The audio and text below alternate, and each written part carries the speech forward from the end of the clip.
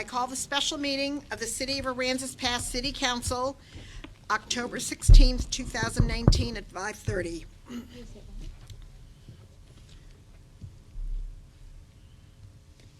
See, that's what, okay, Mary. We don't know how to press this button the right way.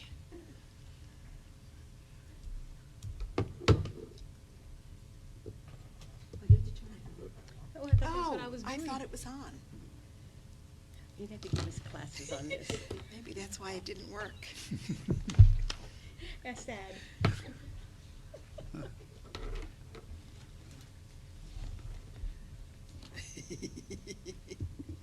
So it's not just us. We're having technical difficulties. Stay tuned for further programs. Okay. HB 2840, approved by the 86th Legislature, states that the governmental bodies shall allow each member of the public who desires to address the body regarding an item on an agenda may do so either before or during consideration of that item. Citizens who wish to speak on an agenda item will have an opportunity to address the body before the item is discussed and will be given a 3-minute time limit to make their comments. Item 2.1, Aransas Shores RV at 2000 Johnson Road. Bobby Peepaw. Ms. Oh, okay, great. Peepaw. People, we got it.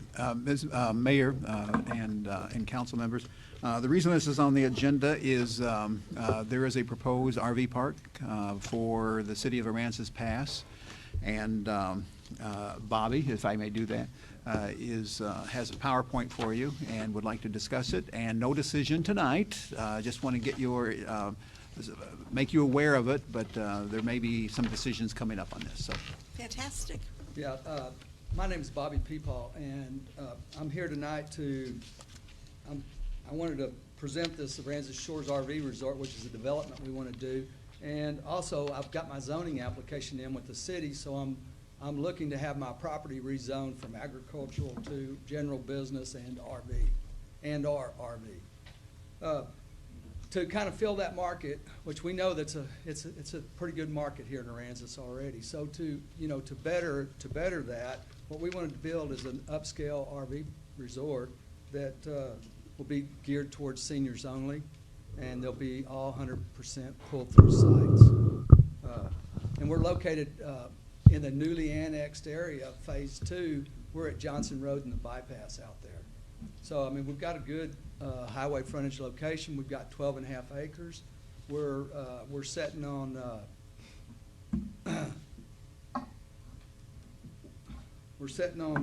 being able to bring the people in and get them out and offer a high profile place kind of like Southern Oaks. Anyway, so to facilitate that, we set up a company, BBP Development Limited, and we're not fly-by-nights. We've been here, my wife and I, we've lived in Aransas Pass since 1985.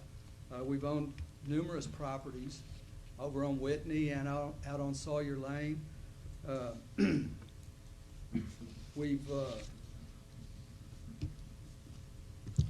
We've owned that property since 2004. And what I really bought that property for back then was to do this. But, work kind of kept me busy until now, which now I'm kind of semi-retired, and I'm wanting to start a new little endeavor, and this would be it. So our design features will include privacy fence, concrete pads, security lighting, individual metered electrical 30 and 50 amp sites or service. And we plan to have biking and jogging path, guest showers, boat parking, visitor parking, swimming pool. We'll also have a commons building, a cell signal booster, and 25 by 70 foot lots, and fence lots will be available. All these features, we follow the guidelines from the municipal code for the city of Aransas Pass. That way, once we get it built, there's no, we don't have any problems trying to meet any regulations or requirements. We will build it to meet requirement now.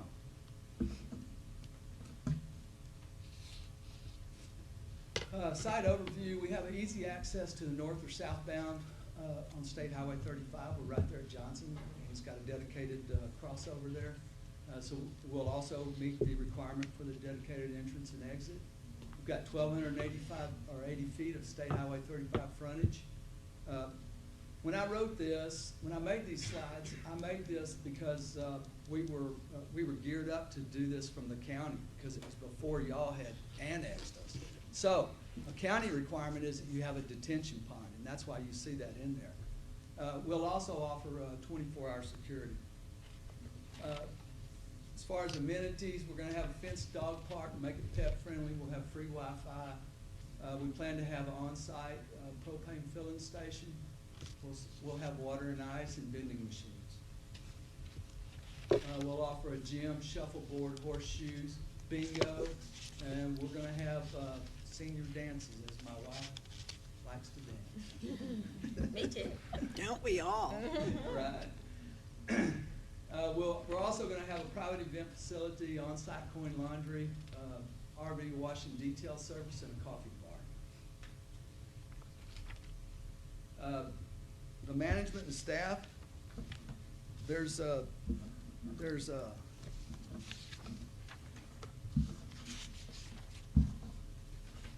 little plus there for all of us because it's jobs.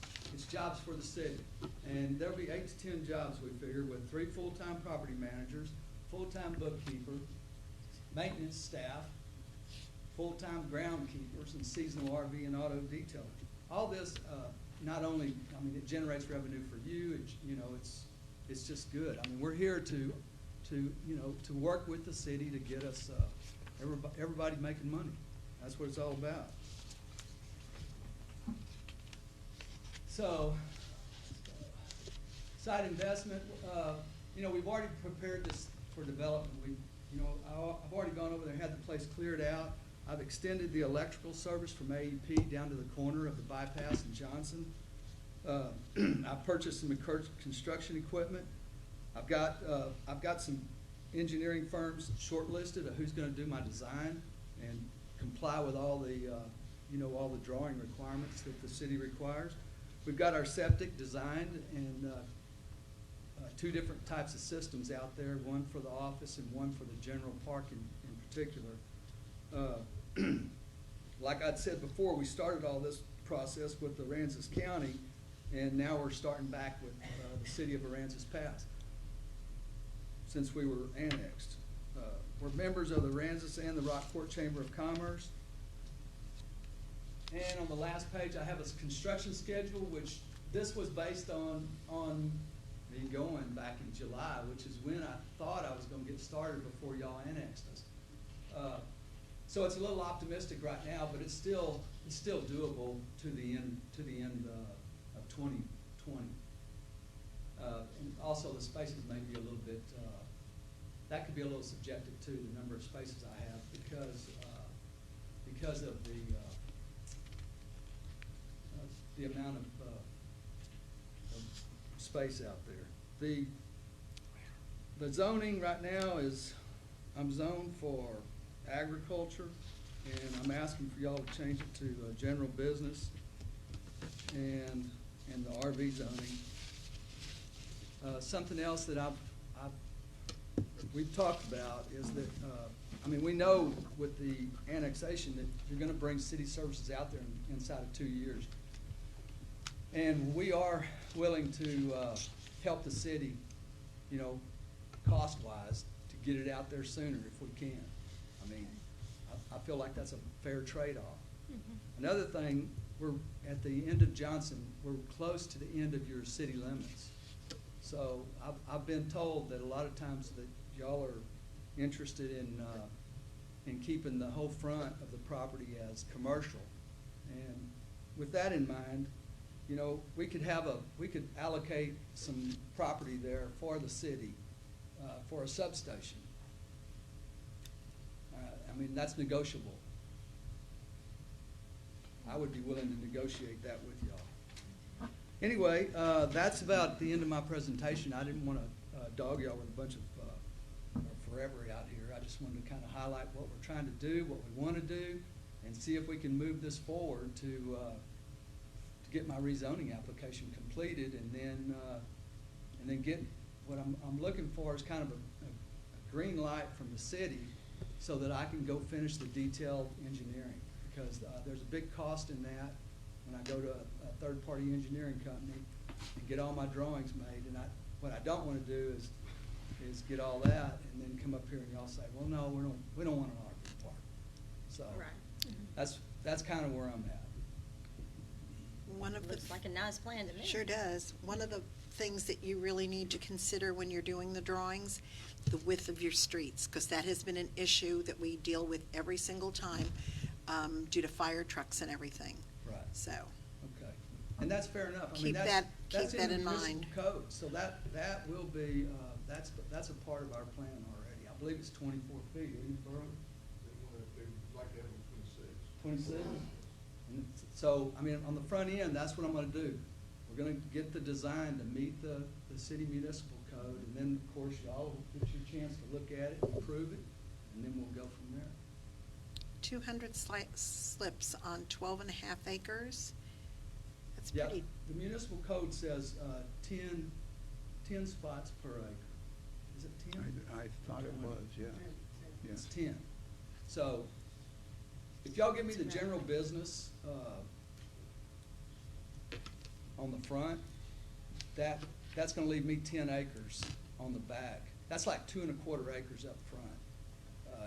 If I take out 100 feet by 1,280, that's like 2 1/4 acres. So that's gonna leave me 10 acres to do my RV park in the back. That's the maximum y'all allow anyway, is a 10-acre RV park. So I've got a good piece of property. It's an RV instead of the GB zone. You go for MH, it's 8. So we need to determine the zoning tract before we determine how many Right. acres. Okay. And yeah, and I wasn't quite sure on that. I wanna get that resolved too before I go to my design. So that we're all on board about how many spaces we're gonna have. well, he's the man to work with, Right. so. He's been very helpful since he got here, so I appreciate that. Mr. Popo, may I speak, Mayor Pro Tem? Yes. I recognize your name Uh-huh. from the annexation letters that I constantly signed and sent out, so it's nice to meet you. Yeah, nice to meet you. Thank you for being here. I think it's very important as a city attorney that you've come to be proactive. And I will tell you, though, that there is a legal process that you have to go in submitting the applications, and there's legal reviews that have to be done, both by our planning director and our building official. So legally, the council can't tell you tonight you have a green light, but they certainly will remember you when the legal process gets back to them. So thank you for being proactive, and it seems like they seem to like the idea, but it's not an official green light. And I Is it- understand that. Okay. But I mean, at some point, I need to have a comfort level that when I go out and spend another $25,000 on engineering, that it's not gonna be for naught. That it'll be, okay, yeah, y'all go ahead. So have you met with the building official and the planning director to talk to him a little more about guidance and your plans and your vision? Yes. Great. I mean, Burl and, I bugged Burl to death, I think already.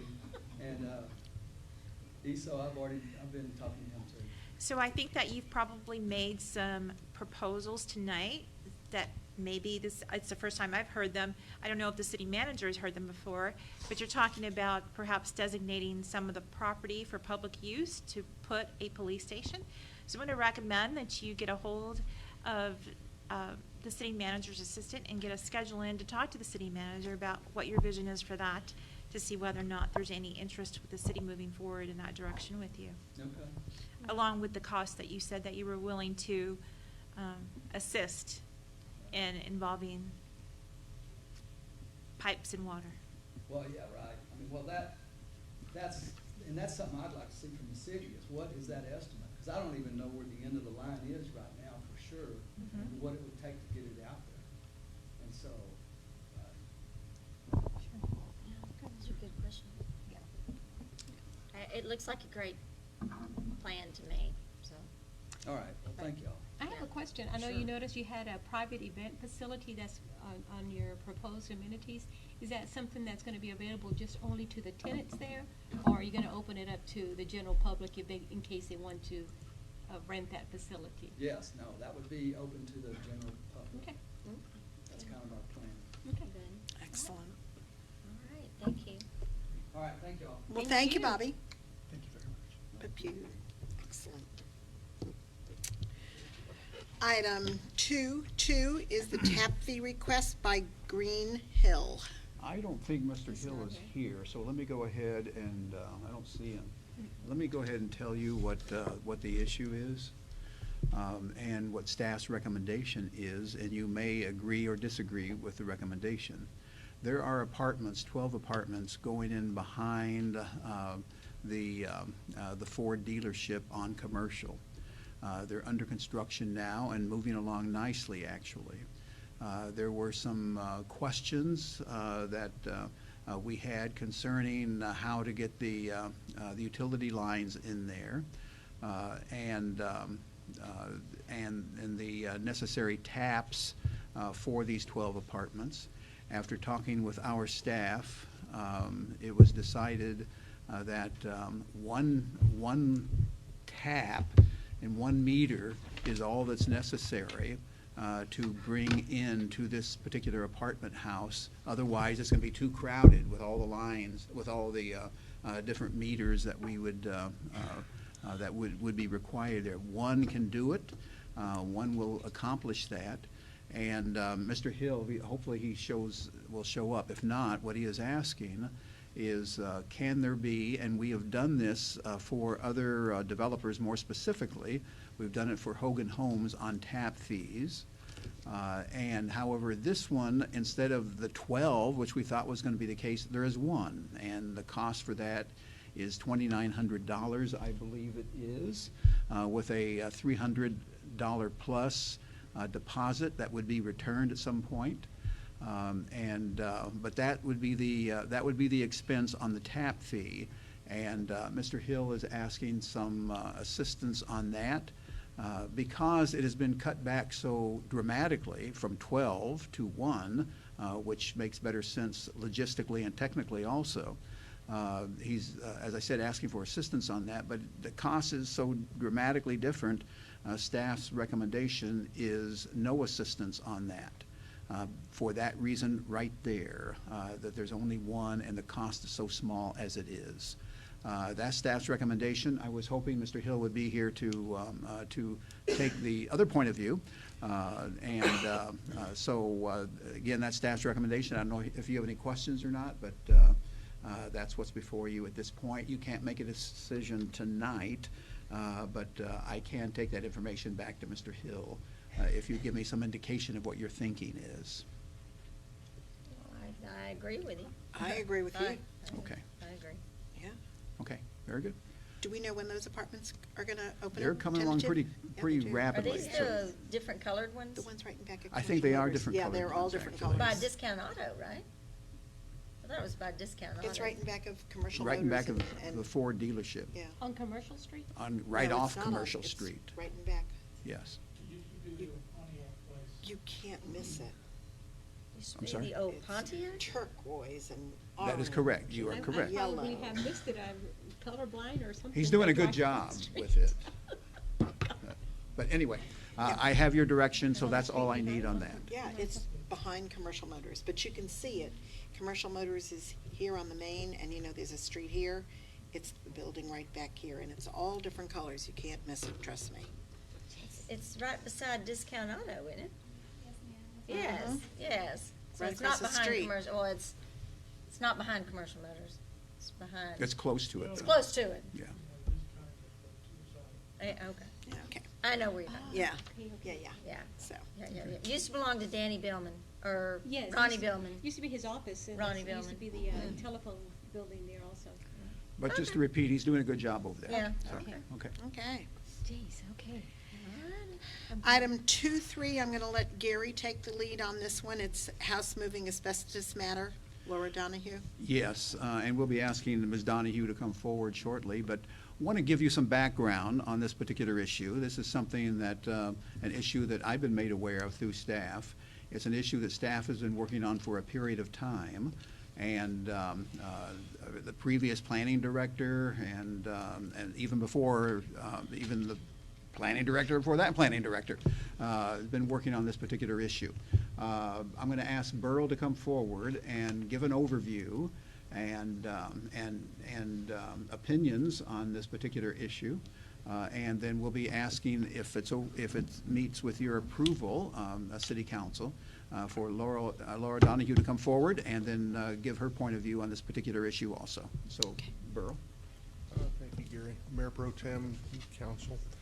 I want to give you an overview, just kind of where we're at in a timeline of where we're at with Laura. I do want to try and get her up and running on this house. It's been a long time, but there are certain things that I'm bound by law that I've got to do. This started back, the earliest records I have was back in August of 2018. I believe Laura she had a house that had been damaged, and she can speak to that here in a minute.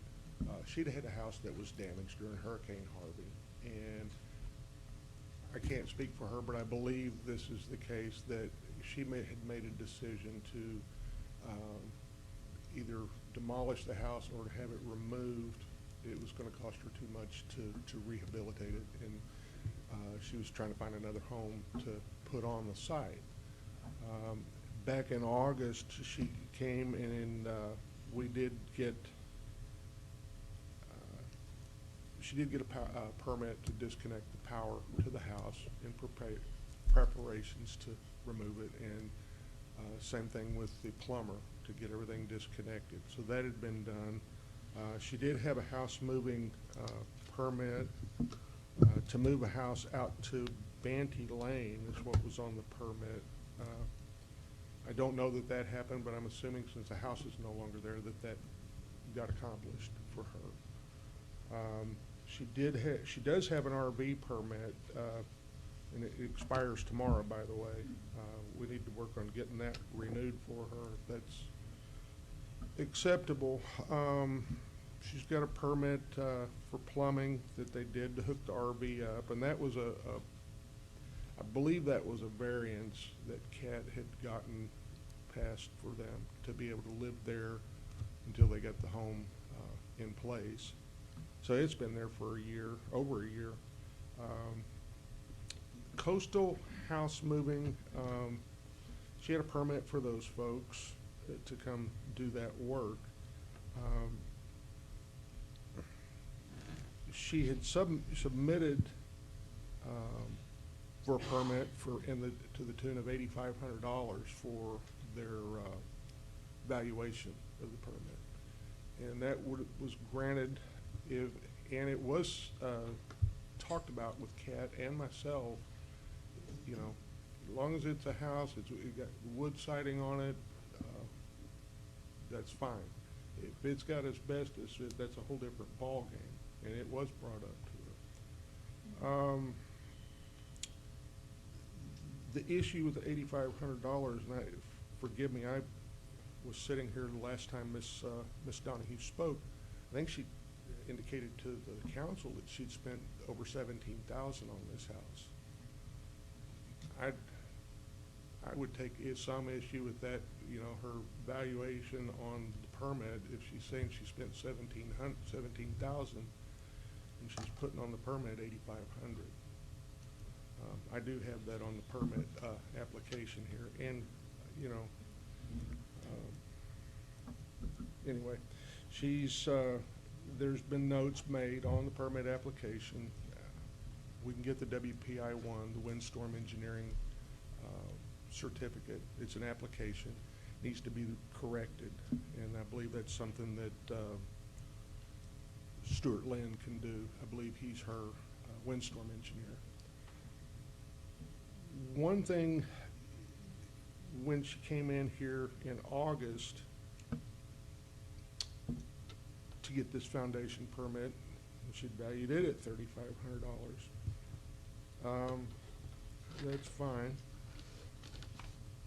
That permit's still not been approved, and it all hinges on this asbestos problem. When this was brought to my attention, I had asked Brenda. Brenda was our new zoning lady, and she wanted to make sure that everything was gonna fit on the lot the way it was supposed to. And so she said, well, I'm gonna go over to Corpus. That's where the house is actually at. And I said, okay, if you're over there, take some pictures and bring them back. Well, I've attached in for you guys to look at there's some photos in here. And if you look at the first page, it's probably the best one. The skirting, I don't have a problem with that. That's the wood skirting. This is an older home, and I grew up at a time when this was a typical, the siding, the shingles. Everybody had that, but that does have asbestos in it as a rule. So that kind of caught my attention, and I'm thinking, well, we need to get it tested. One thing, and Laura did do that. I mean, you took the sample. You took the sample then, right? Well, that's an issue. As a rule, and here's where I'm going with this. You can take a sample to a testing agency for yourself. And as a building official, as a rule, we even did this when we demolished the LWR building. We hired that testing agency. They come out and take their samples. The reason I'm saying that, someone that wants to take a sample, that's on them. They can take a sample from any place in the coastal bend and say it was from that address. I have no way of knowing that. So that's something that the testing agency should have done. And that's an issue that I have. One thing, Ms. Donahue had gotten up and spoken in front of council and said that it had 1% to 2% asbestos. That is not true. I did speak to he's a PhD at this testing lab. And I asked him about it. Are you sure? He goes, no. He goes, it's not 1% to 2%. It's 5% to 7%. I go, well, she's getting up in public and telling everybody it's 1% to 2%. You need to do that report and get it to me. He goes, well, she's my client. I said, I understand that, and I will have her contact you because I do need to see that report. I've attached the report from the gentleman. It's in letter form. And I'm fine with that report, to be quite honest. If you read it, I highlighted where it says 5% to 7% chrysotile asbestos. Right after that, it says the siding tile is non-friable in nature. What does I that don't know if mean? you folks, non-friable means, well, it's easier to say what friable is. If you take one of those tiles and break it in half, or if you crush it, there's dust that comes off of it, that means it's airborne. So when it's sitting on the house itself, it's not gonna be flying everywhere. And that's fine, I'm fine with that. I believe she was gonna try and do something, and maybe Laura can enlighten us on this, but last time we spoke, she's gonna remodel it, which is great. We need new housing. She's gonna remodel the house. The problem with that, and the reason that I'm insistent on someone's gonna have to do the mitigation is, if you read this sentence right up here, the siding and tile is non-friable in nature. As long as the tile's not crushed, not grinded, or any other activities which cause the asbestos fibers to get airborne, it is safe. If you're planning to move the house, you need to take the appropriate precautions, okay?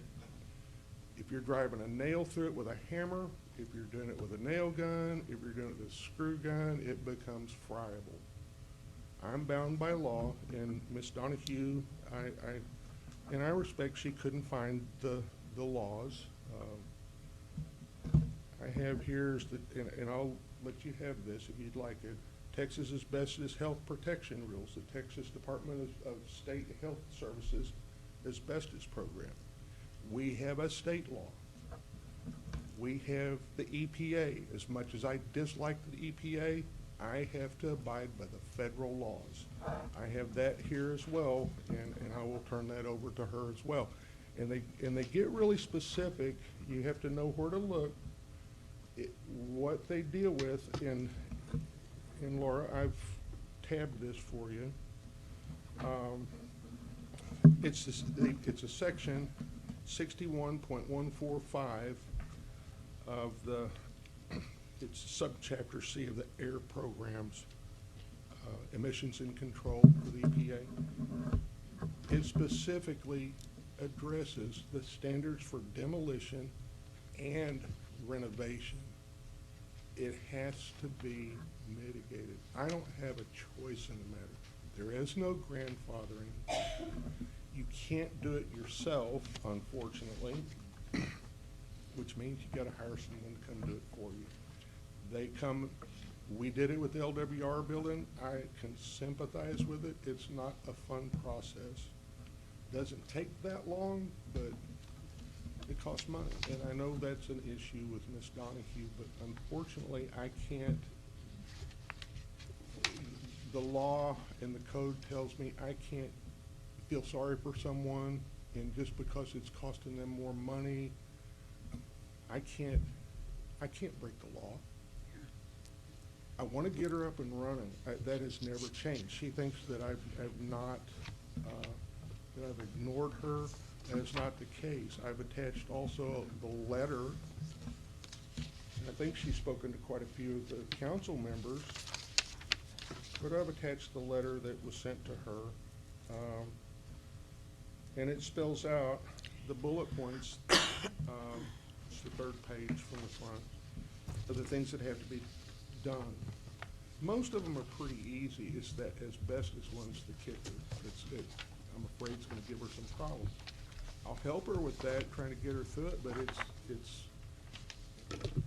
Laura, you gotta do what I'm asking you to do, or you don't bring the house in. It's that simple. I can't bend on that. I wish I could, but I can't. She went ahead, she said she had a permit for the foundation. Well, I still have the permit application. This is a copy of it, right here. It's never been approved. 8-5, you know, Brenda's got notes all over here saying, you know, it's gotta have the asbestos. She's gotta have the engineering report from them. I never approved that. Granted, after the fact, she went and got Stuart Land over in Rockport, and I trust Stuart. He went out and looked at what she did. The fact of the matter is, she put those, she stood up here and said this before council. She personally put the pilings in the ground, and I applaud her for that, because that's a lot of hard work. I understand that. She didn't have a permit for it, and that's where the fine came from. And why the fine is so steep is because the ordinances had been changed to where it's double your permit fees. Now, that's your prerogative. If you want to do something with the permit fees, the fine, whatever you folks want me to do, I'm fine with. But the asbestos, I cannot bend on that. I cannot, and I will not. Now, I will say this. If Ms. Donahue disagrees with what I'm telling her and what I'm telling you, she has one other option. The other option is that she can fill out an application and she can take it before the BBSA, Building Board of Standards and Appeals. And I can assure you, their determination is final. There is no recourse. So that is an option.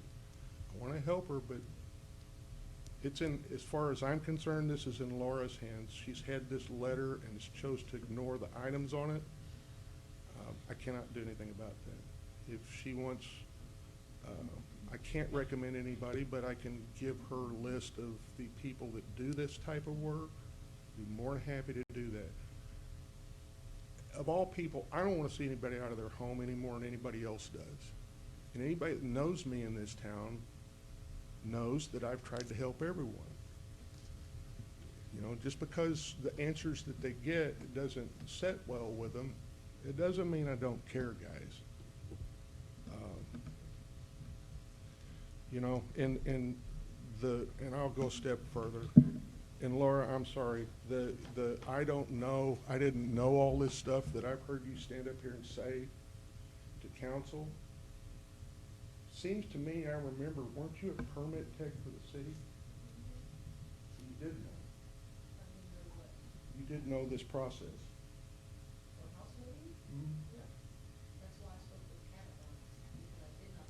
Okay. Well, that's part of being a permit tech, just so you guys will know. I'll help her any way I can, but she's gonna have to play by the rules. And the last thing I put on here, and I don't know if I should bring it up or not, she's obviously, Chief Blanchard's sent this to me. It's some post on, I don't know what this is, I don't really ever look at this. I'm looking for people that have a legit problem obtaining or renewing permits from the city of Aransas Pass and have had problems with code enforcement. Please do not comment if your problem is not 150% due to the incompetence of the city building department. Your complaints will be reviewed, researched. I'm working on a piece for troubleshooters right now. That statement kind of speaks for itself, folks. And that was just recently done, October 2nd. Yeah. Again, I'll work with her, I'll try and help her, but she's got to get the mitigation done. You folks have any questions? No, thank you. I don't. Thank Thank you, you. Burl. And I'll leave you this here, Laura, if you want it. These are the laws, if you want to read through them. Laura, would you like to speak, please?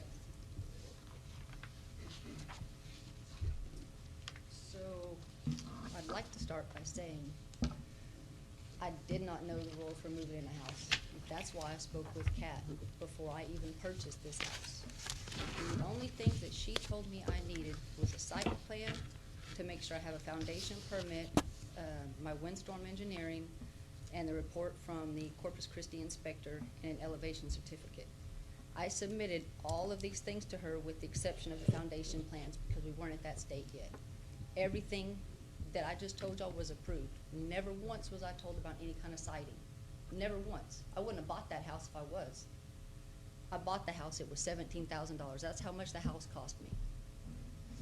Okay, so the $8,500 permit that he's talking about is from the, from CC Contractors, who I hired to do my foundation.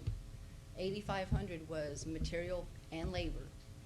So when I applied for my permit, that was just material because obviously I'm not paying anybody to do it. So that's where the discrepancies in those numbers come in. Well, I didn't fill those out. Okay.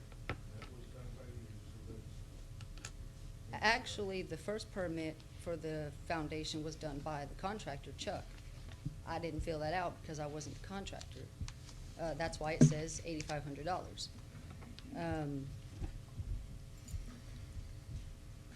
Lynn and Associates sent them over all the building plans that were needed. Everything was good to go. Obviously I had the foundation permit. The house movers even had the house moving permit. So everything was good to go. Everything. When Chuck and his guys came over to start setting the pilings for the foundation, you know, we had all that rain in October and November of last year. When they came to set the pilings, my pilings had to be in 6 feet. They hit water at 4 feet, so they couldn't set the pilings. They decided they would order a pile driver. Supposed to be in 2 weeks. This was December 24th-ish when this was happening. The pile driver was supposed to be in 2 weeks. It took like a month to get here. It wasn't compatible with the Bobcat. So between February to April, they were trying to make it compatible, but what really happened is he lost his whole crew. It was him and his brother. In April, he decided to refund my money. It took till June to get it back and I only got half of it. Here's the problem you've got. Those, you get permits to do everything but that. And we didn't hear a word from you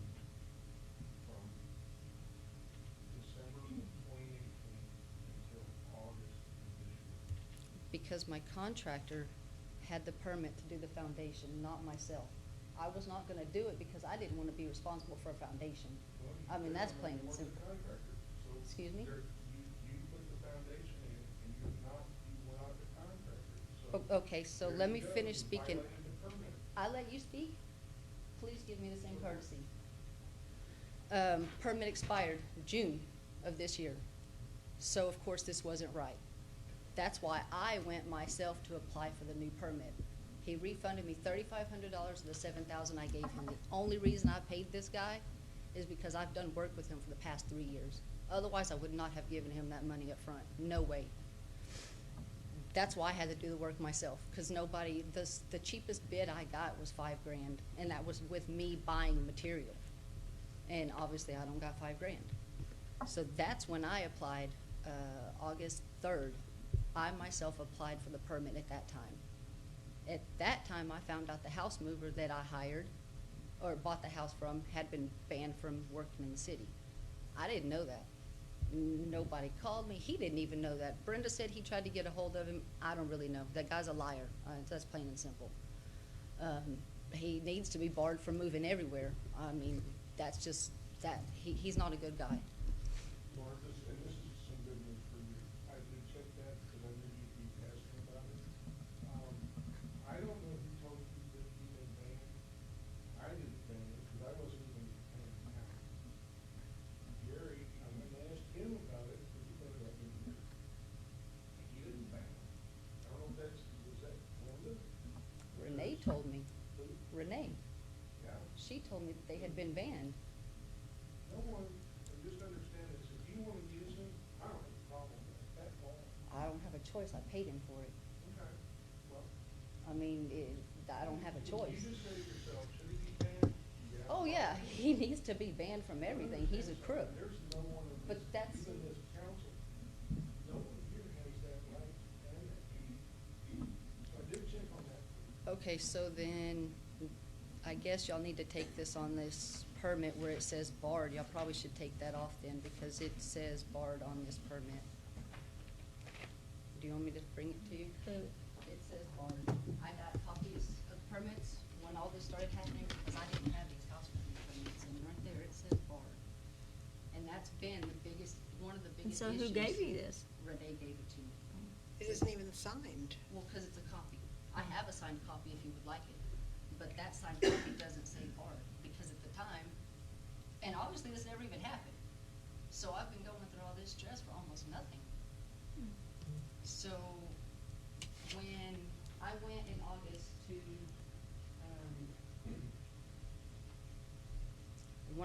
August to, get my foundation permit, that's when I was told he was barred. I didn't even know there was a new city planner at the time. That was the first time I even knew there was a new city planner. So I was like, well, can I talk to Kat? Kat's not here anymore. Can you mention something to Brenda that, you know, I've been working on this, can we make an exception? Well, this being barred, now that I know isn't true, has kind of almost held everything up. Then that's when I found out about the asbestos. Like I said, it was never mentioned to me. That's where this is kind of boiling down to. Not once was I ever told about asbestos until after August of this year. The first time I ever heard about it. So let's go to the asbestos report. I spoke with a couple of different companies to find who in town tests for asbestos. The lady I talked to, I believe it's the same company, but it was a Houston base. She told me it was gonna cost something like $3,000 to have a company go out there, take a sample, take it back, read it, and give me, $3,000 is ridiculous. She asked me if I owned the house, and I said yes. She said, as a homeowner, I can take the sample and take it to the company. I didn't go take a sample off of somebody else's house. I mean, I'm not a liar. That's all there is to it. Some of the things that Burl said up here were incorrect. I'm not even gonna hit on them because it's not worth my time or my effort. I submitted all the paperwork to you guys, or to the city, that says I took the sample. Obviously, I'm not trying to hide it. The very first one I got back, yes, it did say, and look, I'm gonna bring these to you guys. It said 1 to 2% crucified. I'm not making that up. This came from them. Chris Tile. It's signed. I didn't make that up. Second report, 5 to 7. I asked them why, they didn't tell me why. Maybe they got my samples mixed up, maybe they didn't read it right, I don't know, but I didn't make that up. And the notion that I did, I'm very offended by that. I mean,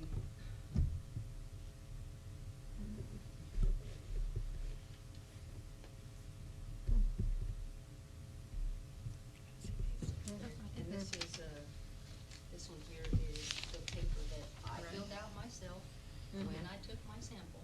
I'm not trying to hide anything from you guys. I'm just wanting what I was initially told I could have.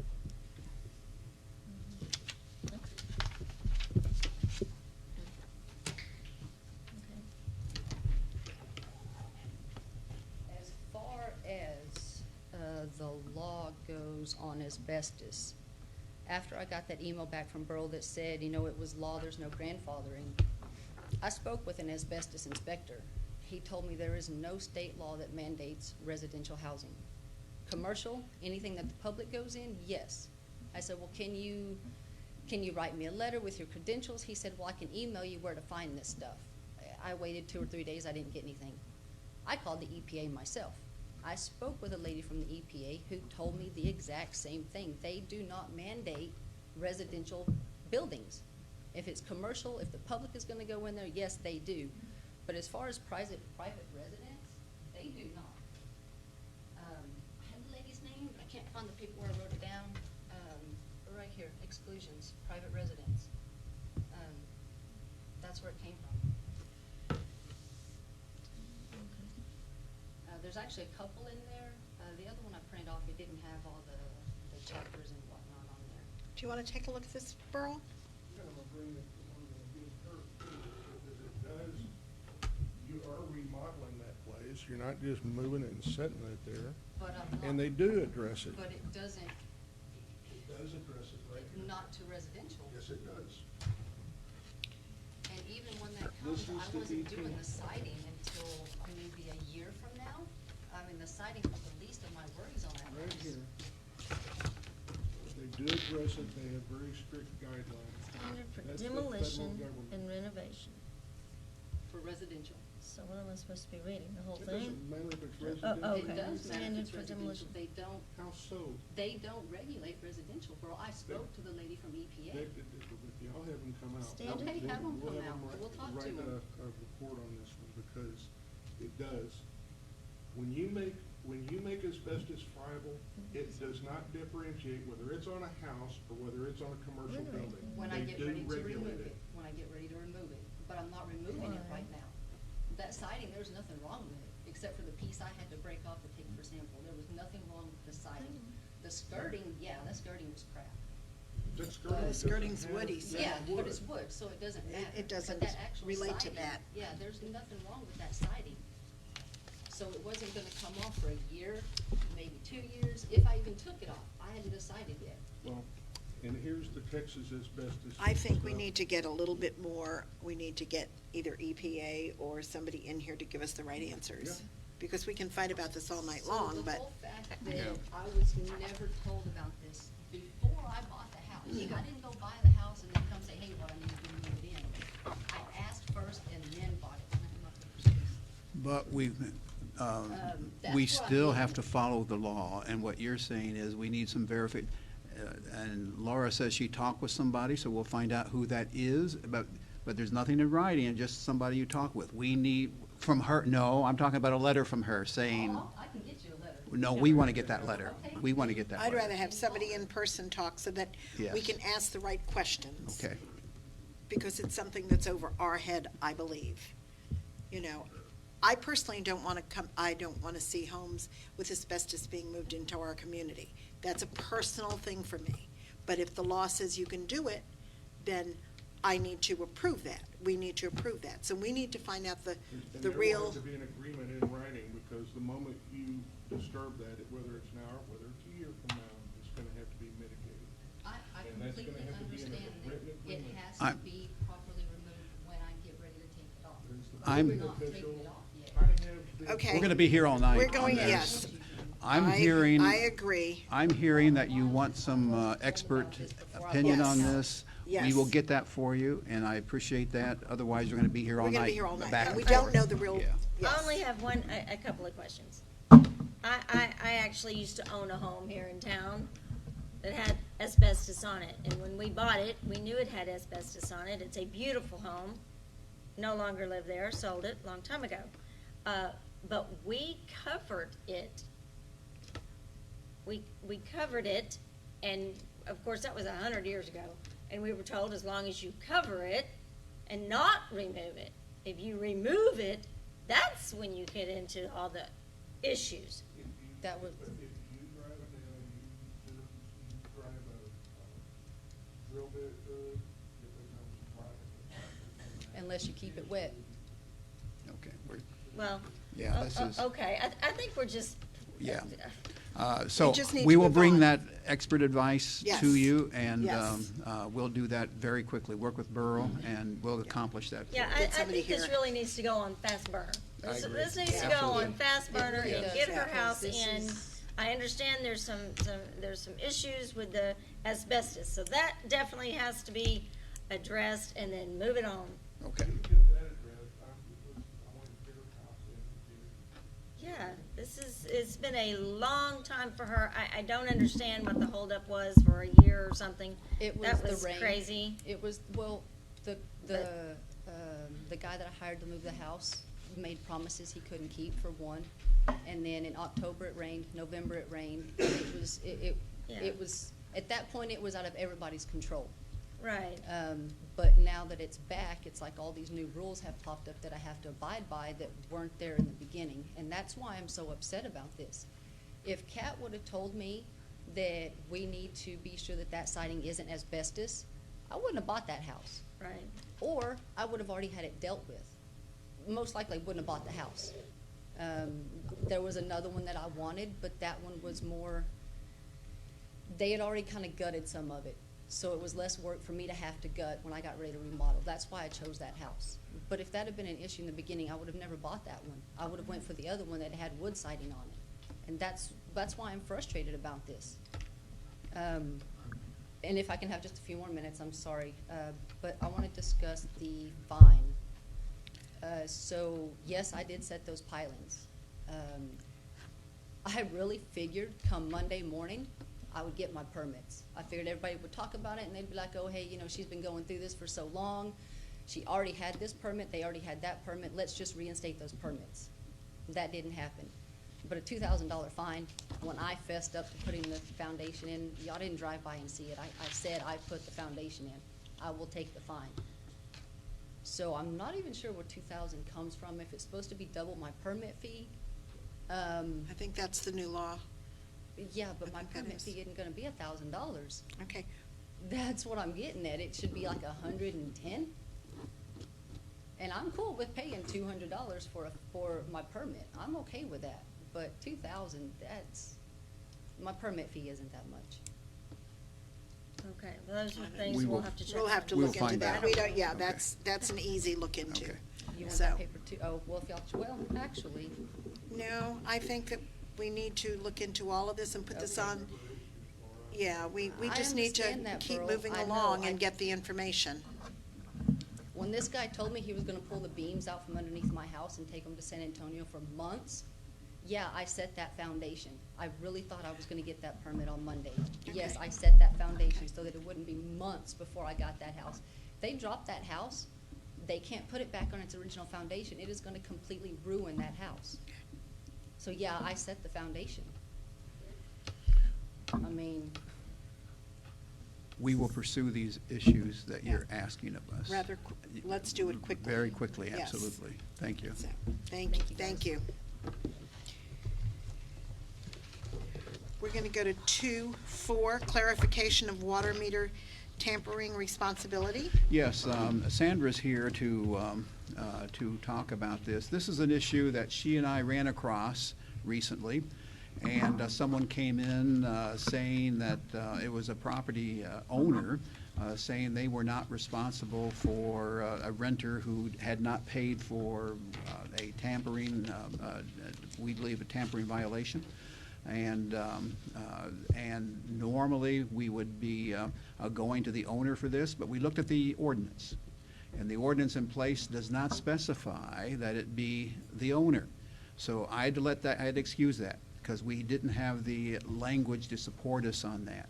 So, we are before you to explain, and Sandra can do a much better and eloquent job than I, and can explain the issue and what we're going to be asking of you at a later time, a later council meeting. Sandra? Well, good evening. Mr. Edwards is correct. The way the ordinance reads that little section, it says, "It shall be unlawful for any person not authorized by the city to tamper with, alter, or injure any part of the city's waterworks or supply system or any meter. Account holders will be assessed a $1,000 fine for tampering." So we just needed clarification of who is the account holder. The account holder is very easy to define when there is an active account. When, we know that resident is there, they're the ones paying the bill, but it becomes very hard for us to say who the account holder is when the account is vacant. When the tenant moved out, there's nobody there in that account, that house has been vacant for a week, month, whatever. We have the formal process, we've refunded the deposit back to the customer. So that's when it becomes, who is then the account holder? And that's the example that Mr. Edwards was saying. This is a property that it was a leased property. The tenant moved in, had water all of a sudden without opening an account with us, but nobody said they tampered with the meter to open the water back up. We can prove that we closed it, but somehow the meter was open, not by us. There was consumption there, and therefore, we need to narrow the definition of who the account holder is. That's correct, and I believe we have a recommendation on that, but it's strictly up to the council, not tonight. But we're going to be recommending that the owner be listed as the account holder if council agrees on that. But that does provide some definition for us if council agrees. That's going to be a staff recommendation, but it's up to the council. And just want to make you aware of what's coming to you, and didn't know if you had any comments on that or not. That just seems logical. So how is someone able to turn on the water without coming through us and all of a sudden getting water? They turn the meter on. So just what happens, you just turn the faucet Yes, so off what and somebody happens is can when go and turn it on? we're reading the meters once a month, if we know that if we produce a report of all the vacant accounts, so they go out and read. So if an account that's listed as vacant has consumption, we'll send a guy out there to make sure that there is actually consumption and see what's going on. At that time, that's what happened with this resident, was we went out and read the meter, we caught that there was consumption in a vacant account, and we went out there and we closed it, and that's what triggered this whole thing, that the services were shut off for a while. We are now locking the meters when possible on all move-outs. If it's a move-out, we're gonna lock the meter. Obviously, we do a lot of shuts, like after the 15th, pay your bill. After the 25th, we're gonna be disconnecting. It disconnects, we're just gonna tag them. Anything that's a move-out, we are using locks, a barrel lock to lock the meter when the meter is able to be locked. To prevent this. People will still probably cut the barrel lock, I don't know.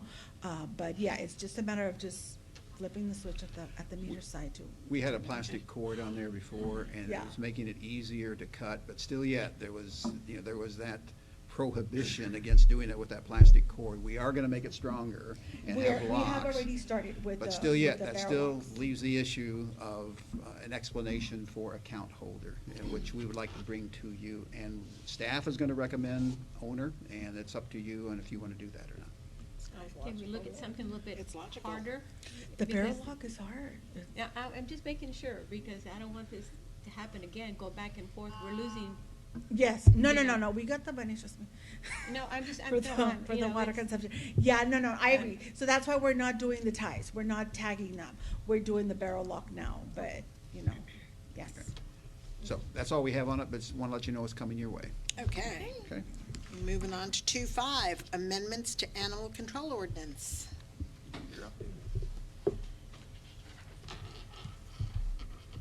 Thank you, council. What we're proposing to do is essentially rescind the animal control ordinance and adopt a new one. We have been working on this for quite some time.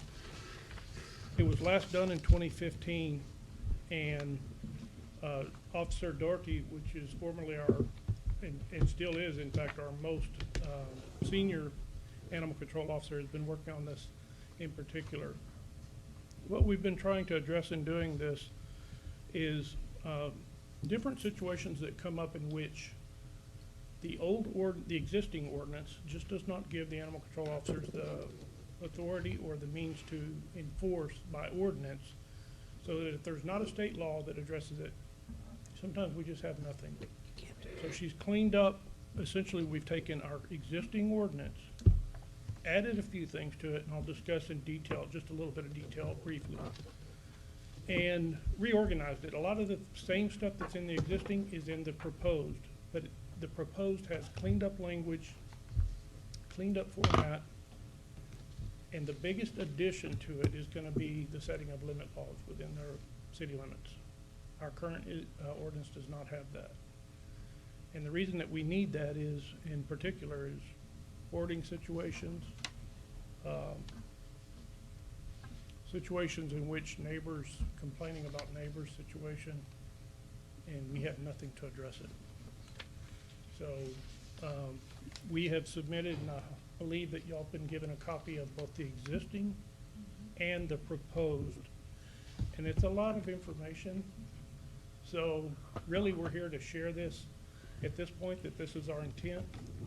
We have been and will continue to work with the city attorney on the legalities of this. And she has pointed out, we've corrected some things. This is our most current version that we're proposing.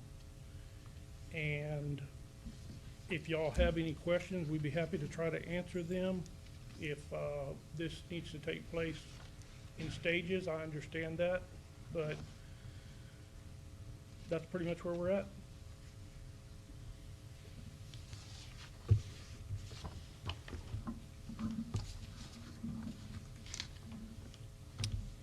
Roxanne, you've obviously worked with them on this and you've read this. Do you have any concerns about any part of this? Legal concerns have been addressed. I think there are some policy decisions that need to be addressed by the city council, and that includes the limit law, like how many cats, how many dogs, how many cattle, horse, How many pigs, everything. sheep, everything you can possibly imagine. There's actually 4 different categories under this ordinance. One of them is how many cats and dogs you can have, right? Correct. And the police department, well, let me go through the rest of the categories. The other category is what they call livestock. And livestock are the big animals. Those are the cattle, the horses, the donkeys, and the mules. Okay? The third category is what they call small livestock. And small livestock are the pigs, the Goats. goats, Sheep. the sheep. Sheep. They also have something called poultry, right? And that's kind of Turkeys the and chickens and the roosters and the, Geese. Geese? and the 4th section is small animals. Is that what you said? Yes, ma'am. What are small animals again? I'm trying to look at my Rabbits, notes. rats, Yes. mice, Right, hamster. rats, gerbil. okay. Yeah. So if you look at those 4 categories of the ordinances, each part of that ordinance has a different number of limits. Let's talk about cats and dogs. Can you tell us, Officer Doherty or Chief Wood, how many cats and dogs under this new proposed ordinance would someone be able to have? I believe it also may be based on how much land you have, so go ahead. Seems logical. When it comes to the cat and dog limit law, and I'll just touch a little bit on what Chief Wood said, is the whole reason for having a limit law or wanting to put one in place is we have a lot of situations where we have hoarders. And there are too many animals in their residence that they can't afford to take care of, and it's posing a problem. And once they realize they have a problem, then they're wanting us to come in and remedy the situation, and that's not how we operate. They're your animals, they're your responsibility. So having a limit law will help to reduce the number of animals each owner has, and ultimately help to reduce us having to come in and control their situation. So I looked at a couple of different cities who have limit laws in this area and came up with this one. For if it's one owner living in a house by themselves, they can own a combination of 5, whether it be 3 dogs and 2 cats, or 1 cat and 4 dogs, just 5 of whatever combination they want. But if it's more than one owner in the same house, say you have husband and wife who wanna claim different ownership or roommate situations, the entire household can't have more than 7. But that's just cats and Even- dogs. Yeah. Even if it's on a larger parcel of land, Even if like a it's on ranch, or, larger parcel of land.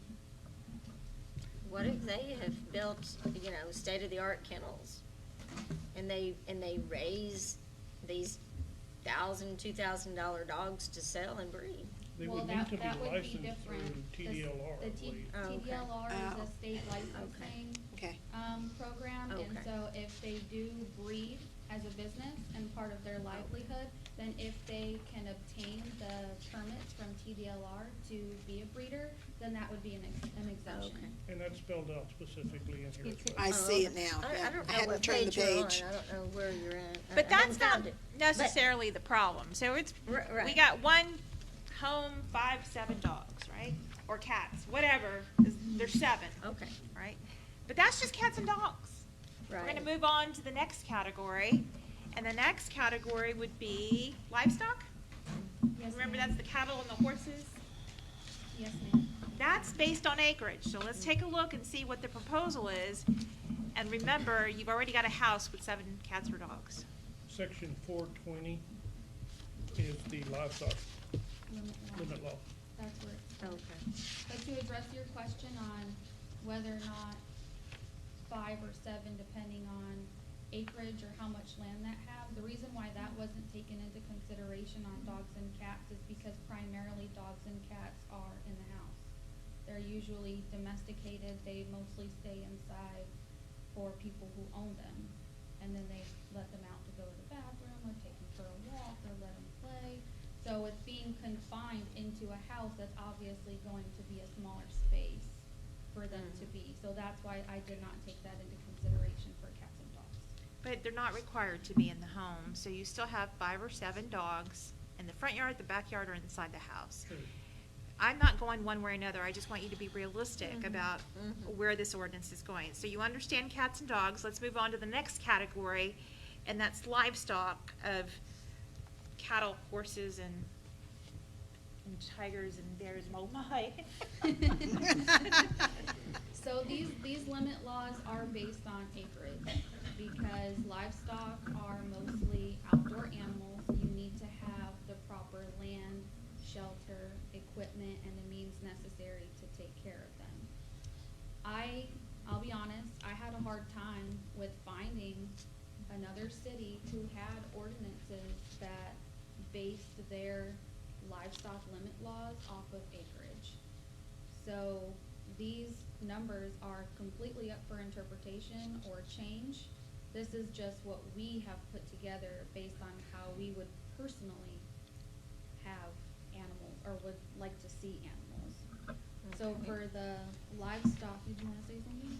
Just paraphrase what she just said. The numbers that we arrived at were our common sense approach to it from an enforcement perspective.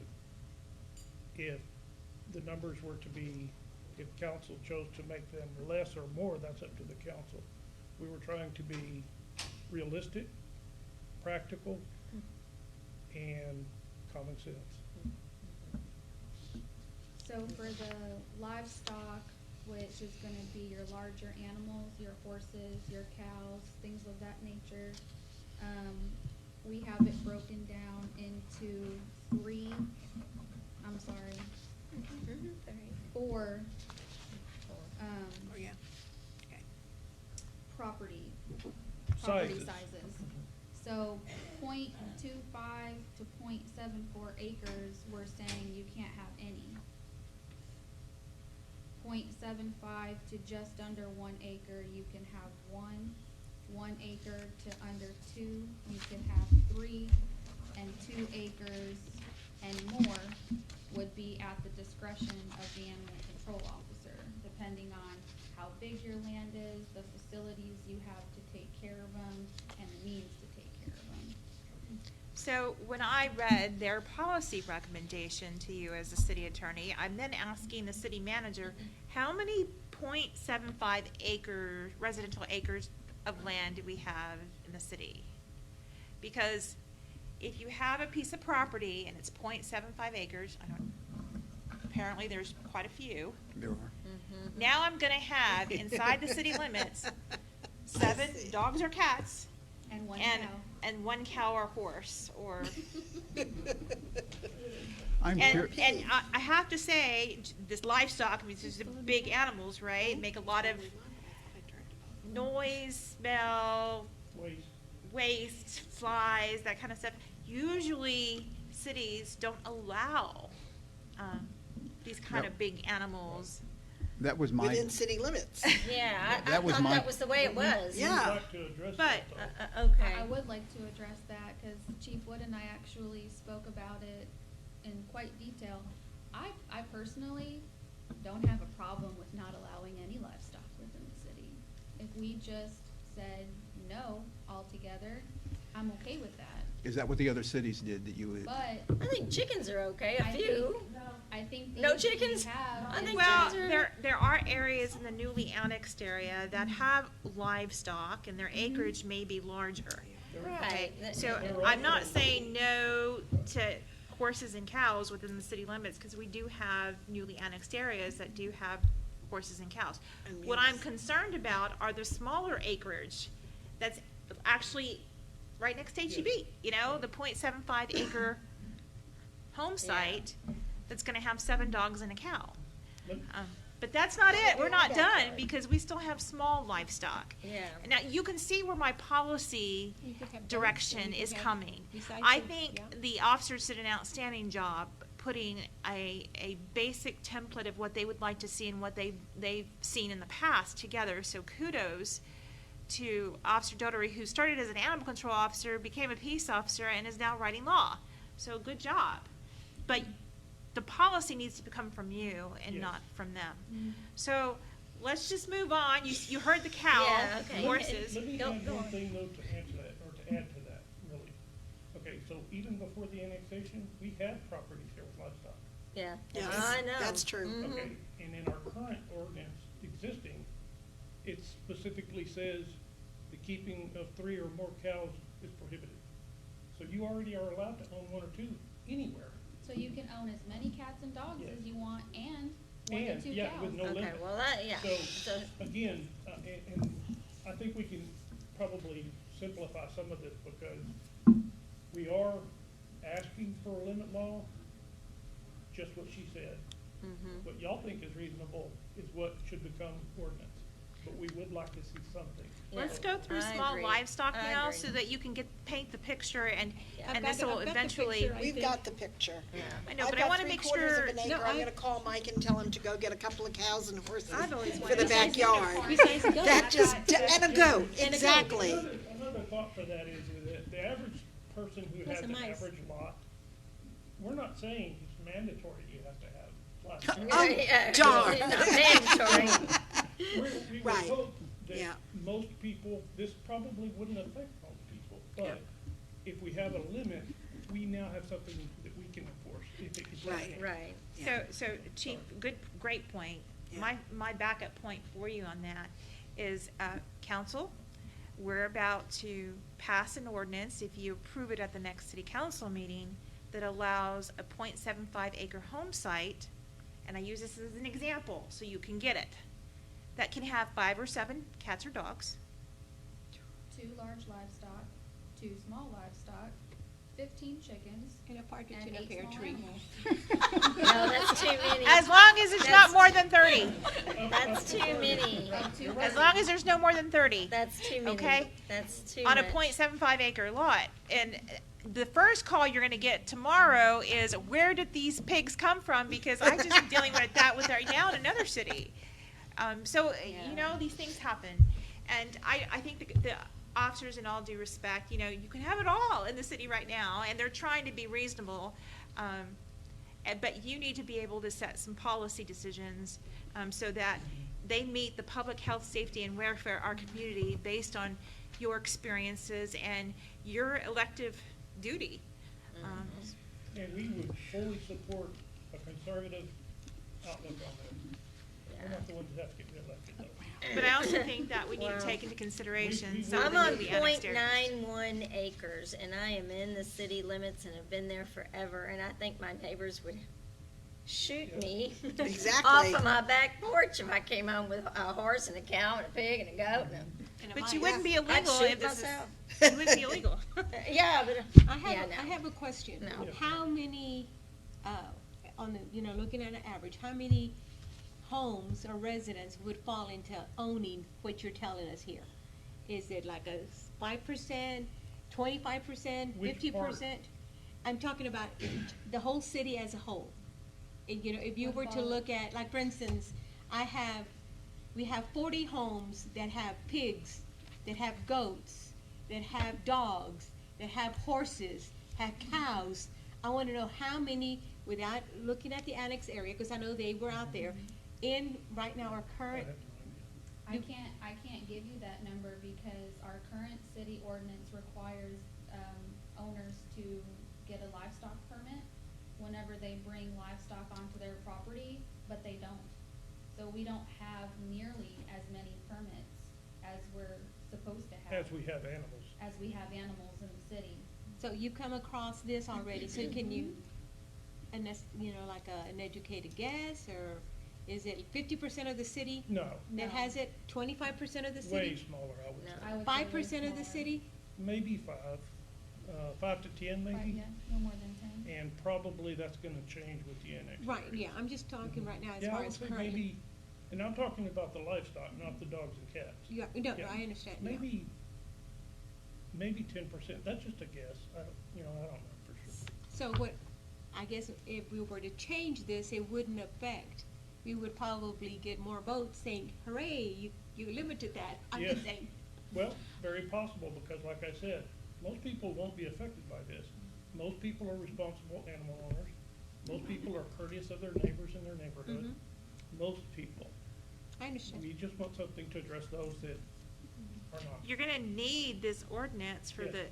the non-courteous people. There's gonna be somebody tomorrow morning who's gonna bring in pigs into their residential lot. Yeah, because Well- they saw it online that we allow it. Well, they can do that. Yeah. Pelican But they Area. also have to meet the requirements to obtain the permit. So Yeah, just to do it because the lawfully. law says they can have 12 pigs, if their current lot doesn't meet the requirements to even have a permit, it doesn't matter, they can't bring them in. Lawfully. right. And so right now, that's what happens is someone contacts animal control, or they find animals, and then the animal control officers educate them, and so they then apply for a permit. The animal control officers go out, do a survey of the property, make sure that the means in the room and the neighbors and the structures are all conducive to that.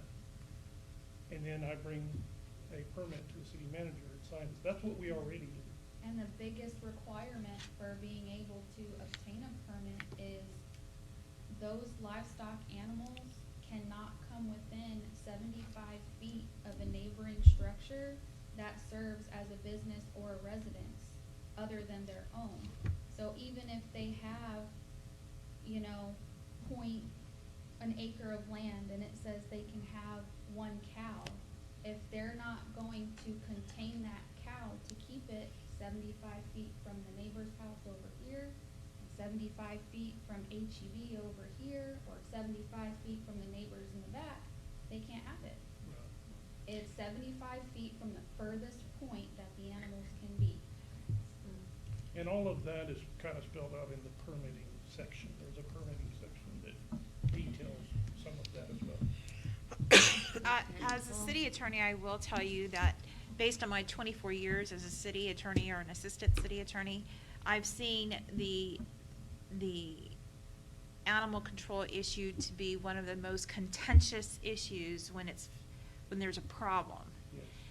I see these problems often arise by either hoarders, nasty word, but it is what it is, there's a TV show on it, or actually done by people who are professional FFA people. Like, they have a certain number of pigs or sheep, you know, that they show, and they want to take care of them. I have even seen people have a cow inside their home. I mean, so this is serious stuff. And it's not the kind of decisions that we should be making. I think what the council is looking for, no joke, like, I really know that it's true, I've seen it. You don't believe me, it's true, I'm really very serious. It was a big cow too, it wasn't a small one, and it was not a big home. The question I think the council seems to be asking is really the percentage of how many lots would qualify for the number of 30 animals, is that right? Maybe, I don't know what Vicky's asking. That's what, No, what I wanna know is currently how many residents of Aransas Pass would fall under the number of pigs, you know, they're exceeding, how many of them have pigs in their home? I guess is what what I'm asking. How many residences would already exceed what we're trying to How many propose? residents have pigs? How many residents have cows? You know, and that's, I'm just kinda wondering, would it be just a small percentage? That's what I was It is asking. a small It is a percentage. very small I know a friend of percentage. mine has goats that are always leaving Yes. the property and has all kinds of issues. So, It is a small percentage. okay. thank you very much for all your hard work and everything you do. Carol, you have a statement? Yes, ma'am. My name is Carol Salinas. I'm a resident of Aransas Pass. And I would just like, when you do this ordinance, to consider roosters that crow at 4 in the morning when you're trying to enjoy the weather that we've got right now and you've got your windows open. I know from experienced friends, you can have chickens and they will lay eggs without a rooster present. Right. So, thank you. Yes. Are you asking that this ordinance come before you now? Are you ready for this ordinance? No, we have a need lot to of read reading. through it. We need to read Yeah. through all this. Okay, No. so the next step then would be, Maybe you're gonna Monday's let us meeting? know, I'm sorry? Already voted on Monday? Okay, I was gonna read it in the car. I know it's more than. What? I don't know, I don't think I'll be ready for Monday myself. Okay. That's up to you. Okay. No. So are we I would saying, think we would need to have another little round Work session? table discussion Just on on this. this. We let's need plan to- another work session then, Yeah. after Okay. you read it, if that's okay with you? Is that okay? Okay. Yeah, I think So- we need more. No, we have a work, I know we have a work session. We're, I'd like to we're come gonna on the talk about that in a 28th? minute, but Yeah. we're looking at one on the 28th, yes. Yeah, the 28th. Mary, is- so, is- Mary, so we're gonna look at the 28th for this also, if, okay. Yeah, I think we just, We have a Ram looking at it. I don't- You're gonna read it that quick, you're pretty good. Well, we're not gonna read the whole thing. okay, Anyway, all right. so now we're gonna go to 2.6, code enforcement matters. You're up, Corey. Corey's going to give you a report on what has been done recently, what is occurring right now, and what is planned for the future. This is on there as an agenda item at your request. And so Corey, you can dazzle everybody with your wonderful presentation. Good evening. This past Saturday, we had a fall sweep cleanup for the community. We ordered about 8 dumpsters for the cleanup event, but due to other events taking place, it wasn't that great of a turnout. I think we filled 3 dumpsters. Residents and city staff both attended. We tried to target the entryways to the city, pick up on vacant lots. I think it was pretty successful. Absolute Waste, we actually had a meeting with them, I believe, last week.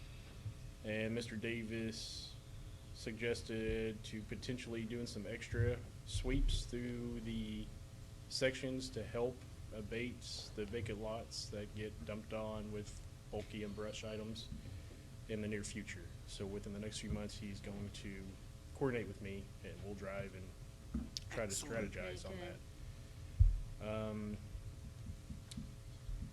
that. As well, the code enforcement, we've been pushing out to our residents with the interactions about the free monthly vouchers that our residents get to help dispose of the debris on their property. They can come once a month, pick up a voucher, go out to the transfer station. We're pushing that out pretty hard to try to help out with that.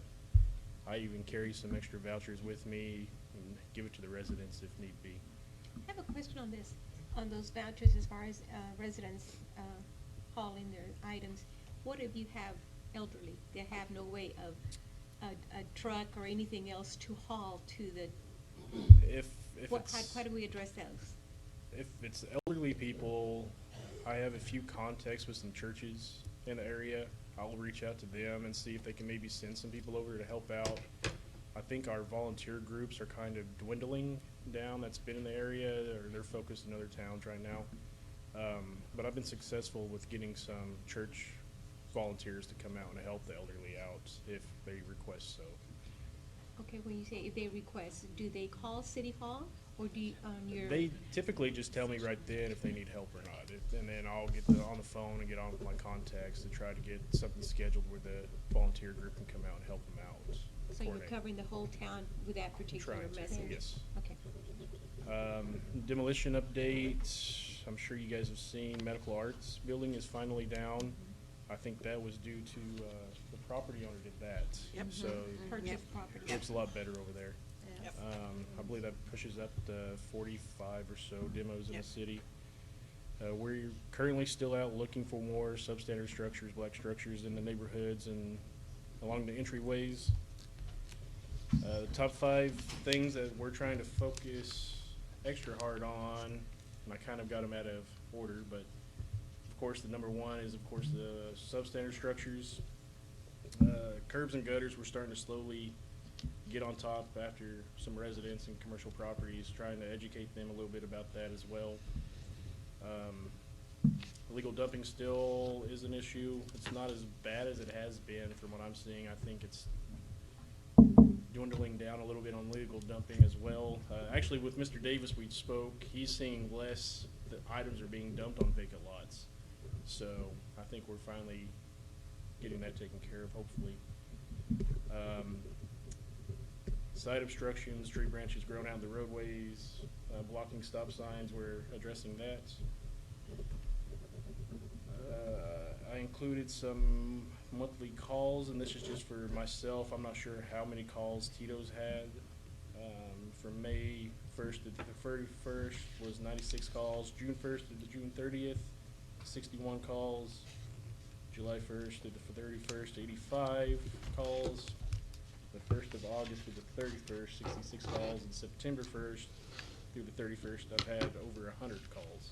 And why do you think that jumped like that? I have Because I call him no 5 idea. times a I was gonna day. say, because Councilmember Scruggs likes to call me. Yeah, that'd be She's Can I got me on call you speed every- dial. I email Oh, you. you three, I yes. email three, you. Yes. I don't, not calling. Corey, get over here now. So, I think for October, I've already got about 90 calls, and we're just halfway through October. So I don't know what it is about this time of year, but it just maybe more proactive. I don't know. It's the fall leaves, I It's guess. fall. I don't know. And then of course I've got the extra information that some of the council asked me about some properties included for you guys as well. I appreciate that too. Okay. Do you find touching base with some of these homeowners is hard because they're at work? That is that, and a lot of the people I deal with, they don't even live in the community. They live Corpus, San Antonio. They're not there full-time. The people that do reside here full-time, yes, the 8 to 5 is an issue, but I'll leave a door hanger, and I'd say maybe 70% probably follow up with me. You did get more information about why a notice was left, get more clarification on what needs to be done. There are some people at home. I mean, the elderly, retired individuals, they're home. Now, is Tito also certified? Are you certified as a code enforcement? Not yet. Not yet. I am working on that, though. Okay. Is Tito certified? I as- believe he's working on that as well. Okay. What about if you rotate maybe one day a week, you all work till 6 o'clock. You come, you would work till 6 o'clock this week, and he would work next week till 6 o'clock, and you come in an hour later, so we can hit some of those people that aren't at home. That's something we can look into. I'll discuss with Mr. Burrow about that as well, and of course the chief, so I don't think the chief will have an issue with that either. Okay, I mean, that might help a little bit. So, okay. When you're saying as far as you're working extra hard on curb and gutters, what's extra hard mean? So You're that driving around was it a twice? low, no, the curb and gutter, I was not gonna ask to that. me. I'm just asking. That's more of a lower, not lower, but least important. I don't even want to say that. We have more higher priority things that we're trying to get addressed with the substructures and illegal dumping. That took a lot of time. So now I'm getting to the point where I could focus more getting the curbs and gutters addressed. Well, I think I'm the one that mentioned it to Gary several times, that our curbs and gutters are blocking the water from draining down the road, and all the trash is in the Yep. curb and gutters. And I've noticed a lot of the curb and gutters that are being cleaned. But then I realized it was probably TxDOT doing the new road over there. Maybe. It probably was. Yeah. The higher speed areas, and that's something I mentioned to Mr. Gary Edwards about. The higher speed areas, I have received concern from the residents that they don't feel comfortable going out there in the higher speed areas, sitting in the road, clearing the curb and gutter. I've met with Gary and I believe Fernando to discuss a potential street sweeper, do a curb cleaning for those areas that, for us that have the trucks that will help kind of slow the traffic down. I've mentioned that to some of the residents, and they agreed if we can go out there and help clean the curb, get the worst of it picked up, they'll stay on top and keep it maintained. It's just I mostly concentrate just on the main South Commercial and Four North entries. Commercial and Wheeler. Yeah. I've spoken to Betcha. them, and they're just, and me personally, I don't want to write somebody, a resident up. They go out there because code enforcement said, oh, that's a violation. They get hit by a car, God forbid, and then it's going to fall on our department. Right. I don't Well, want I think anybody- it's something the city needs to do as far as the main thoroughfare. I mean, commercial properties, everybody needs to get out there and do it. I don't necessarily mean the city needs to do it unless it's, I mean, why can't, It's called personal pride. that's and what I was people- saying, why can't business people- owners get out there and I agree with you. want their business Well, I curbs think- and gutters working properly? I think what I've heard tonight from, if I may speak, Mayor Pro Tem. Yes.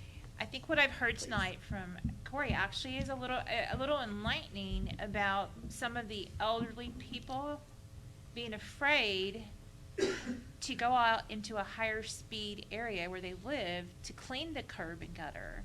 It sounds like they're willing to do it, but they're scared to do it because they're scared they're gonna get hit. So that could be an easy fix. I mean, just like we do neighborhood cleanups with these dumpsters, we could create a program somehow where, the police department block off a street for a certain amount of hours to allow for the cleaning to take place. We may even want to consider, and I'm just throwing ideas out there, that's a valid concern, right? It is I mean, very you got people speeding down the road and you're afraid to be out on the street cleaning your curb because of it. It's valid. I mean, even the cable company has cones out there, when they're not even outside.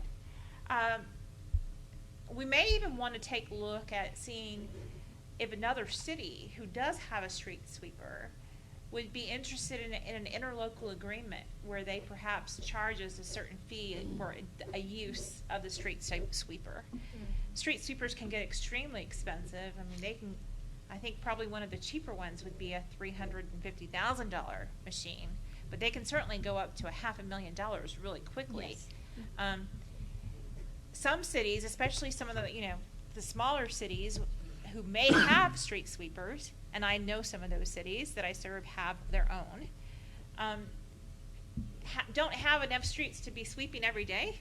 So they may be interested in doing an interlocal agreement where they will charge the city of Aransas Pass a certain amount for the use of the sweeper. I'm sure there'd be a lot of conditions to it, but so That's a great instead of idea. complaining about not having one, maybe we gain access to one. Well, Fernando would like to have his own. He looked at him and was drooling at the TML All the show. equipment up there they Oh, have, my yeah. goodness. We were like, no, no, and no. I have a question on that. Abia, you wanna, you're still, No, that's it. okay. Thank you. Yeah, I like that idea.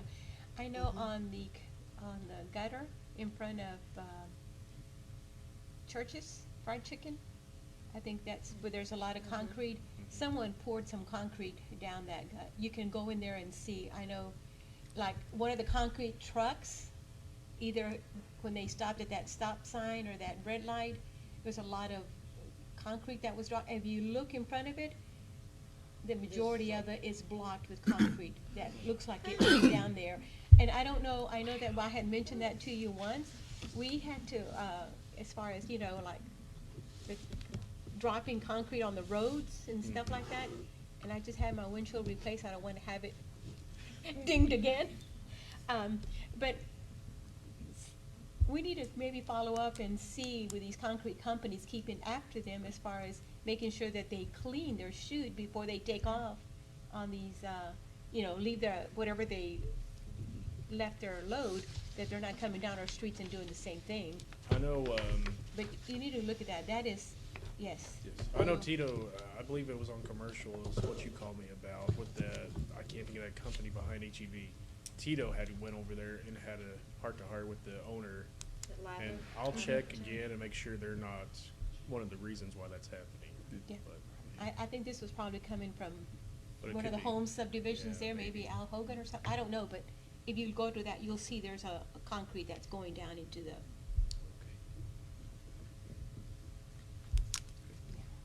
Thank you. Does the county have street sweepers? good luck on that one. We don't think so. We have a street sweeper. But it's It broken. doesn't work. They're high maintenance machines, I know that from previous. They're, and the shared thing is a very good idea, it has been done, That's a great idea. but they're high maintenance machines. They're very expensive and they're very high maintenance, they break down a lot.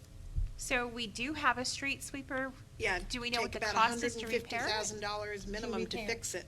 How much? Didn't we get our estimate of like $150,000? Yes, it was very high, Yeah. yes. They, and the chief is correct, they are very high maintenance. If you buy a new one, it's not gonna be long before you are beginning to maintain that machine. It There's- costs nothing to pick up a shovel and go. That is correct. That And it's cost, good physical activity. that's down to $50,000. Helps you. that's why I'm in such good shape. Gets you a good That's workout, and it's free. I Okay. think we need to have maybe, I mean, I like as far as picking up the, all the things that are cluttering up our sidewalk, but also maybe have a curb cleaning day or something like that. What about some of the guys that are on probation and have to do community service? You know, I was just sitting here thinking that, but I thought, oh, that's probably illegal or how something. many times we've had similar conversations and, monitoring those people, you notice Texas doesn't have chain gangs. Yeah. They're babies, there's no getting out working in the stop sign, Oh. and it's just, it doesn't work here. Because we can't? I mean, is it legal? Can I you? think it's liability issues, Oh. and resources to monitor them. Oh, well, that's You know, when you have, county jails that are short-staffed already, there's nobody to take them out to do anything. So that just compounds the problem, but, you know, this is more on board. Okay. Corey is good with a taser. Put him out there. Oh, gee. And he's got a truck he can pick them up in. No. Well, yeah, that first. Thank you, Corey. Okay, now we're gonna go into executive session. 3.1 is section 551.071 of the Texas Open Meeting Act to meet with its attorney to seek legal action on a matter in which the duty of the attorney to the city council under the Texas disciplinary rules of professional conduct of the State Bar of Texas clearly conflicts with the Texas Open Meeting Act, section 551.072, deliberations regarding real estate property, in section 551 1.087, deliberations regarding economic development negotiations related to the city-owned property commonly known as LWR property on Ransom Road, Ransom Island, Track 7, and/or Ransom Island, also known as Nueces County Appraisal District number 380310. 3.2, we're going to reconvene in open session to consider and take action, if any, on any item discussed in executive session. 3.3, consider, discuss, and take action to approve a resolution to establish a Chapter 380 Economic Development Incentive Program to be known as Stransky Properties LLC, and to approve a Charter 380 Economic Development Incentive Agreement. Oh, thank you. Okay. Sorry. 3.1. You read 3.1 and then you kept on reading, and 3.2 will be coming out. Okay. Sorry, that was. Oh, So what's 5, 3, and 4? what's 3 and 3.4? It's under, One has a 380, one does not have a 380. what I'm saying is they're under executive session, so we're gonna come out every time? No, Okay. no. You're going to decide which one you want to do in there, if any. Oh, Of okay. those two, and that's the one you'll go with, if any. Okay, super. Thank you, thank you.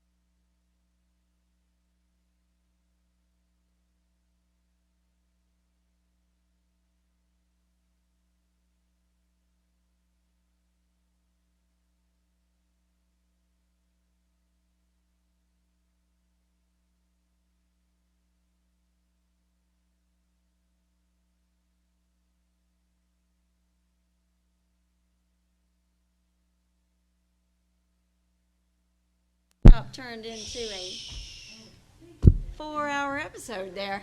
Lordy. We knew it was gonna be long. Yeah, There's no way that's avoiding crazy. that. Now, But we're happy we got it all worked out. yes, we are. You gotta press the button again. What button? Where's the button? We don't need it. You can press the button. Steve, just to let you know, I'm nosy, and we have a boat at the marina, so I'll be down there every day, like, get to work. Okay.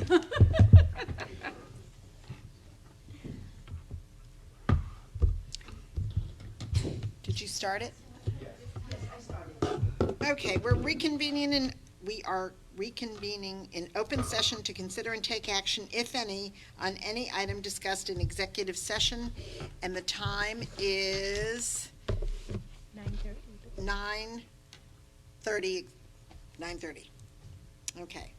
3.1, consider, discuss, and take action to approve a resolution to establish a Chapter 380 Economic Development Incentive Program to be known as Stransky's Properties LLC, and to approve a Chapter 380 Economic Development Incentive Agreement with Stransky Properties LLC for Stransky to purchase city property known as property situated in Nueces County, Texas as 28.61 acres at end of Ransom Road, Ransom Island, Track 7, said property known as Nueces County Appraisal District Number 380310 at a certain purchase price with mandated sale conditions and possible options.